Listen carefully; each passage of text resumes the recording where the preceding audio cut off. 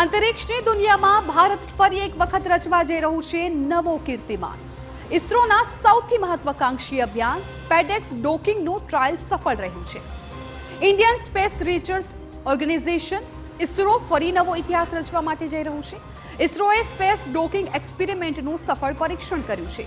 ઇસરોએ બે space satellite વચ્ચેનું અંતર પહેલા 15 મીટર અને પછી 3 મીટર રાખ્યું।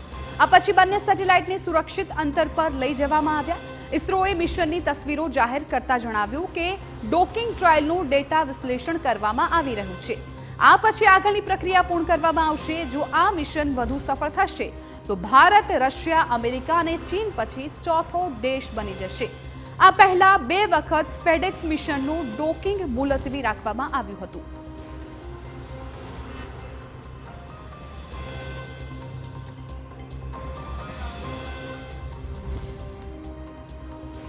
ઉલ્લેખનીય છે કે સ્પેડેક્સ ડોકિંગ મિશન અંતર્ગત 30 ડિસેમ્બરના રોજ ઇસરોએ આંધ્રપ્રદેશના શ્રીહરિકોટાથી PSLV C-60 રોકેટની મદદથી 2 સેટેલાઇટ લોન્ચ કર્યા હતા।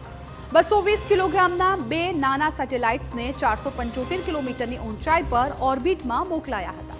બંને સેટેલાઇટને ધીમે ધીમે એકબીજાની નજીક લવાઈ રહ્યા હતા। ડોકિંગ એક એવી પ્રક્રિયા છે કે જેમાં એક સેટેલાઇટ ચેઝર અને બીજું ટાર્ગેટ તરીકે કામ કરે છે। ચેઝર સેટેલાઇટ ટાર્ગેટ સેટેલાઇટને પકડે છે, જેને ડોકિંગ કહે છે। ચેઝર સેટેલાઇટમાંથી રોબોટિક આર્મ નીકળે છે, જે એક હુકની મદદથી ટાર્ગેટ સેટેલાઇટને પોતાની તરફ ખેંચે છે। સ્પેડેક્સ ડોકિંગ મિશન અંતર્ગત છોડાયેલા બંને સેટેલાઇટ વચ્ચેનું અંતર શનિવારના રોજ 230 મીટર હતું, જ્યારે આજે સવારે બંનેના પહેલા 15 મીટર અને પછી 3 મીટર નજીક લવાયા હતા।